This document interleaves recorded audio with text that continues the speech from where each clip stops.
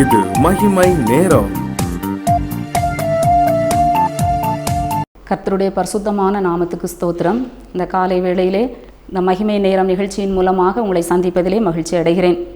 இந்த நாளிலும் நாம் தியானிக்கும்படியாக தெரிந்து கொண்ட வேத வசனம் 27ஆம் சங்கீதம் 14ஆம் வசனம். கர்த்தருக்கு காத்திரு, அவர் உன்னை ரட்சிப்பார். திட மனதாயிருந்து கர்த்தருக்கே காத்திரு. கர்த்தருக்கு காத்திரு, திட மனதாயிருந்து கர்த்தருக்கே காத்திரு. இந்த அதிகாரத்தில், இந்த வசனத்தில் 2 தடவை காத்திரு காத்திரு என்று சொல்லுகிறதை நாம் பார்க்கிறோம். நாம் கர்த்தருக்கு காத்திருக்க வேண்டும், மனிதர்களுக்கு அல்ல, கர்த்தருக்கு என்று நாம் என்ன செய்ய வேண்டுமாம்? காத்திருக்க வேண்டுமாம்.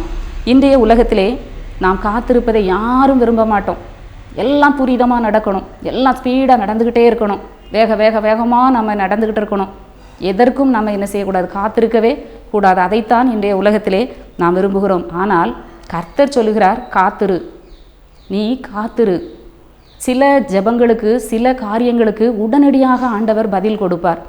சில காரியங்களுக்கு தாமதமாக பதில் கிடைக்கும். சில விஷயங்கள் நம்ம வாழ்க்கையில் ஈஸியாக நடந்துடும், சில காரியங்கள் தாமதமாகும். சிலருக்கு திருமண காரியம் தாமதமாகி கொண்டே போகும், சிலருக்கு கர்ப்பத்தின் கனி தாமதமாகும், வேலை வாய்ப்பு, இப்படி பல காரியங்கள் தாமதமாகும். கர்த்தர் சொல்கிறார், நீ கர்த்தருக்கு காத்திரு, அவசரப்படாத. அவசரம் நிறைந்த உலகம் இதிலே நாம் அநேக வேளைகளிலே நாம் கர்த்தருக்கு காத்திருக்க வேண்டும். அவசரப்படாதபடி பொறுமையோடு நாம் ஜெபிக்கிறோம். கர்த்தருடைய சமூகத்திலே அவருடைய வேலை வரும் வரை நாம் காத்திருக்க வேண்டும். சிலர் வாழ்க்கையிலே அவசரப்பட்டு காத்திருக்க முடியாதபடி காலதாமதமான உடனே தவறான முடிவுகளை எடுக்கிறார்கள். கர்த்தருக்கு விரோதமான காரியங்களை செய்கிறார்கள், அவசரப்படுகிறார்கள், தவறான முடிவுகளை அவர்கள் எடுக்கிறார்கள். 1 சாமுவேல் 13ஆம் அதிகாரம் 8ஆம் வசனத்திலே, அவன் தனக்கு சாமுவேல் குறித்த காலத்தின்படி 7 நாள் மட்டும் காத்திருந்தான். இங்கே நாம் சவுல் ராஜாவை பார்க்கிறோம். சாமுவேல் தீர்க்கதரிசி சொல்லுகிறார், நீ பொறுத்திரு, காத்திரு, நான் அங்கே வருவேன் என்று சொல்லுகிறார். அங்கே ஒரு யுத்தம் நடப்பதற்கு அங்கே ஆயத்தமாகிறது. பெலிஸ்தர் இஸ்ரவேலுக்கு விரோதமாக யுத்தத்திற்கு வருகிறார்கள். சாமுவேல் தீர்க்கதரிசி சொல்லுகிறார், நான் 7 நாளில் கழித்து உன்கிட்ட வருவேன், நீ அது வரைக்கும் பொறுமையாக இரு என்று சொல்லுகிறார். அந்த 7 நாள் முடிந்த பிறகும் சாமுவேல் தீர்க்கதரிசி அங்கே வரவில்லை, அவர் தாமதிக்கிறார். உடனே இங்கே சூழ்நிலை, பதட்டமான சூழ்நிலை உருவாகிறது. ஜனங்கள் எல்லாரும் கலைந்து போகிறார்கள், எதிரிகள் பெலிஸ்தர்கள் கூடி நிற்கிறார்கள். இப்படிப்பட்ட ஒரு சூழ்நிலையிலே, ஒரு இக்கட்டான ஒரு சூழ்நிலை அங்கே உருவாகிறது சவுலுக்கு. உடனே சவுல் ராஜா பார்க்கிறார், சாமுவேல் தீர்க்கதரிசியே காணலை. உடனே இவரே என்ன செய்துட்டார்? சாமுவேல் தீர்க்கதரிசி செய்ய வேண்டிய வேலையை சவுல் ராஜா செய்து முடிச்சிட்டார். தகன பலிகளை கொண்டு வர சொல்லி உடனே அங்கே சமாதான பலிகள், தகன பலிகளை எல்லாம் செலுத்தி அங்கே பலி செலுத்தி முடிச்சாச்சு. பலி செலுத்தக்கூடிய வேலை அது தீர்க்கதரிசியினுடைய, சாமுவேல் தீர்க்கதரிசியினுடைய வேலை, ராஜாவுடைய வேலை அல்ல. அவர் கொஞ்சம் பொறுத்திருந்தாரா என்று சொன்னால் அவர் வந்திருப்பாராங்க. அதன் பிறகு சாமுவேல் தீர்க்கதரிசி வருகிறார். இவர் சொல்லுகிறார், நான் எல்லாம் என்ன செய்துட்டேன்? செய்து முடித்து விட்டேன், நான் பலி செலுத்திட்டேன், நீங்கள் வர தாமதமாயிற்று அப்படின்னு சொல்லிட்டு அவர் சொல்கிறாரு, நான் இன்னும் கர்த்தருடைய சமூகத்தை நோக்கி நான் விண்ணப்பம் பண்ணலை, நான் இன்னும் ஜெபிக்கலை, நான் இன்னும் ஆண்டவர்கிட்ட ஆலோசனை கேட்கலை. அதற்கு முந்தி நான் துணிந்து சர்வாங்க தகன பலியை நான் செலுத்தி விட்டேன் என்று சொல்லி அவசரப்படுகிறார், ஆத்திரப்படுகிறார் சூழ்நிலை நிமித்தமாக. ஆனால் அங்கே ஒரு பெரிய காரியம் நடக்கிறது. அவர் மிகவும் கோபம் கொள்கிறார். சாமுவேல் தீர்க்கதரிசி கோபப்பட்டு சொல்கிறார், உன்னுடைய ராஜ்யபாரம் நிற்காது. அவர் ஒரு ராஜாவு ஸ்தானத்திலிருந்து ஆண்டவர் புறக்கணிக்கக்கூடிய அளவுக்கு அந்த சூழ்நிலை காரணமாய் ஆகிவிட்டது. நாமும் கூட அவசரப்பட்டு சூழ்நிலைகளை பார்த்து எந்த ஒரு முடிவையும் நாம் எடுக்கக்கூடாது. கர்த்தருடைய சமூகத்திலே நாம் பொறுமையோடு காத்திருக்க வேண்டும். இதே இது தாவீது ராஜாவை நாம் பார்க்கிறோம். தாவீது ராஜா காத்திருக்கிறார். இந்த சாமுவேல் தீர்க்கதரிசி மூலமாக அபிஷேகம் பண்ணப்பட்டார். தைல கொம்பினால் அவர் அபிஷேகம் பண்ணப்பட்டார். உடனே அவர் ராஜாவாகணும்னு துடிக்கலை, அபிஷேகம் பண்ணப்பட்டார். ஆட்டு மந்தைக்கு போகிறார், ஆடுகள் மேய்ப்பதற்காக அவர் செல்கிறார். அந்த வேலைக்காக அவர் காத்திருக்கிறார். தான் ராஜாவாகக்கூடிய அந்த வேலைக்காக தாவீது காத்திருக்கிறார்.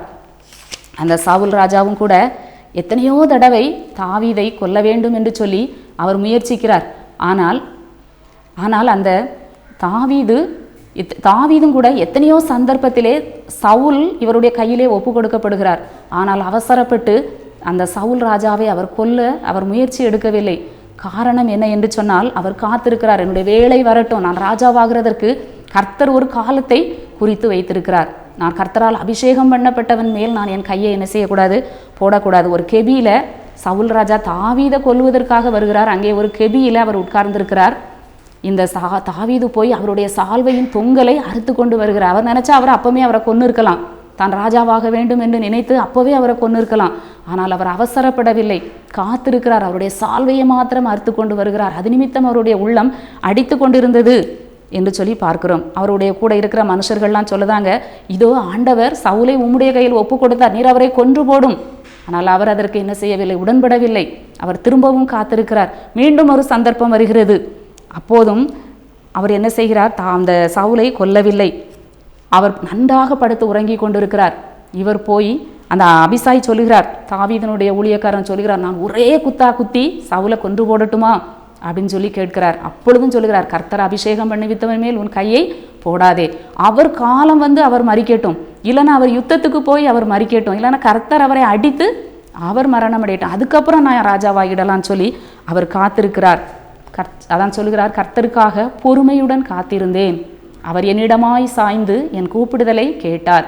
நாமும் கூட கர்த்தருக்காக பொறுமையோடு நாம் காத்திருக்க வேண்டும். அவசரப்பட்டு ஆத்திரப்பட்டு எல்லாவற்றையும் நாம் என்ன செய்யக்கூடாது, கெடுத்து போடக்கூடாது. தாவீது அவ்வளவு பொறுமையாக இருக்கிறார். கடைசியாக 31ஆம் அதிகாரத்திலே 1 சாமுவேல் 31ஆம் அதிகாரத்திலே நாம் பார்க்கிறோம், பெலிஸ்தரோடு அங்கே யுத்தம் நடக்கிறது. அந்த யுத்தத்திலே சவுல், அவனுடைய 3 குமாரர், அவனுடைய ஆயுததாரி, அவனுடைய எல்லா மனுஷரும் ஒருமிக்கே செத்து போனார்கள். ஒருவேளை இந்த தாவீது அவசரப்பட்டிருந்தா அந்த சவுலை மாத்திரம்தான் கொண்டு இருப்பார். ஆனால் அவனுடைய ஆயுததாரிகள், ஊழியக்காரர்கள், குமாரர் நிறைய பேர் இருக்காங்க. இவரால் என்ன செய்ய முடியாது, அந்த காரியத்தை செய்திருந்தால் ராஜாவாக இருக்கவே முடியாது. யுத்தம் நடந்து கொண்டே தான் இருக்கும். ஆனால் கர்த்தருடைய வேலைக்கு அவர் காத்திருப்பதனால ஒரு வேளை வருகிற பொழுது ஆண்டவர் அந்த சவுல் மாத்திரமல்ல, அவனோடு சேர்ந்த அவனுடைய குமாரர் எல்லாரும் அங்கே யுத்தத்திலே மரித்து போகிறதை நாம் காண்கிறோம். இஸ்ரவேலர் எல்லாரும் எப்ரோனில் இருக்கிற தாவீதினிடத்திலே வருகிறார்கள். நீர் எங்களுடைய எலும்பும் எங்களுடைய மாம்சமுமானவர்கள், நீர் வந்து எங்களுக்கு ராஜாவாக இருந்து எங்களை ஆளுகை செய்யும் என்று சொல்லி அந்த ஜனங்கள் அவரை அழைக்கிறார்கள். அது வரைக்கும் நிறைய கஷ்டங்கள் பாடுகளை எல்லாம் அவர் சகித்து அந்த ஏற்ற வேளைக்கு அவர் காத்திருந்து ராஜாவாக உயர்த்தப்பட்டதை நாம் பார்க்கிறோம். நாமும் கூட கர்த்தருக்காக பொறுமையோடு காத்திருக்க வேண்டும். ஆண்டவர் நமக்கு வாக்குத்தத்தம் பண்ணியிருப்பார். அது நிறைவேற தாமதமாகும் போது நாம் சோர்ந்து போகக்கூடாது. குறுக்கு வழியில் அந்த நன்மையை சுதந்திரித்து கொள்வதற்கு நாம் குறுக்கு வழியில் நாம் செல்லக்கூடாது. நாம் ஆண்டவருக்காக காத்திருக்க வேண்டும். ஆரம்பத்திலே துரிதமாக கிடைத்த சுதந்திரம் முடிவிலே ஆசீர்வாதம் பெறாது. ஆரம்பத்திலே துரிதமாய் கிடைத்த சுதந்திரம் முடிவிலே ஆசீர்வாதம் பெறாது. கர்த்தரின் ஆசீர்வாதம் தான் ஐஸ்வர்யத்தை தரும். அதனோடு அவர் வேதனையை கூட்டார். பொறுமையாக காத்திருந்து நாம் வாங்குகிற ஆசீர்வாதம் விலையேற பெற்றது. அது நிரந்தரமான ஒரு ஆசீர்வாதம். ஒருவேளை தாமதிக்கலாம், ஒருவேளை நாம் காத்திருந்து நாம் சோர்ந்து போகலாம். ஆண்டவர் சொல்கிறார், நிச்சயமாகவே முடிவு உண்டு, உன் நம்பிக்கை வீண் போகாது என்று சொல்லி ஆண்டவர் சொல்லுகிறார். நாமும் கூட கர்த்தர் நமக்கு கொடுத்த வாக்குத்தத்தம் நிறைவேற நாமும் கூட ஜெபிப்போம். நல்ல ஆண்டவரே, இந்த காலை வேளைக்காக உம்மை துதிக்கிறோம், உம்மை ஸ்தோத்தரிக்கிறோம். ஆண்டவரே, குறித்த காலத்திற்கு தரிசனம் வைக்கப்பட்டிருக்கிறது. முடிவிலே அது விளங்கும், பொய் சொல்லாது. அது தாமதித்தாலும் அதற்கு காத்திரு, அது நிச்சயமாய் வரும், அது தாமதிப்பதில்லை என்று சொல்லி உம்முடைய வசனம் சொல்லுகிறதப்பா. யார் யார் என்னென்ன காரியங்களுக்காக காத்திருக்கிறார்களோ, என்னென்ன காரியங்களுக்காக அவர்கள் எதிர்பார்த்து கொண்டிருக்கிறார்களோ, ஆண்டவரே அவர்களுடைய காரியத்தை ஆண்டவர் வாய்க்க பண்ணுங்க சுவாமி. ஆண்டவரே, நெடுநாட்களாய் காத்திருக்குதல் இருதயத்தை இழைக்க பண்ணும், விரும்பினது வரும்போது ஜீவ விருட்சம் போல் இருக்கும் என்று சொல்லி உம்முடைய வசனம் சொல்லுகிறது. ஆண்டவரே, ஆண்டவரே, ஆத்திரப்படாமல் அவசரப்படாமல் பொறுமையோடு அவர்கள் காத்திருந்து அந்த பலனை பெற்றுக்கொள்ள உதவி செய்யுங்க. அவர்கள் காத்திருக்குதலை ஆண்டவர் இனிமையாய் முடிய பண்ணுங்க. மீட்பர் இயேசு கிறிஸ்துவின் மூலம் ஜெபிக்கிறோம் நல்ல பிதாவே, ஆமென்.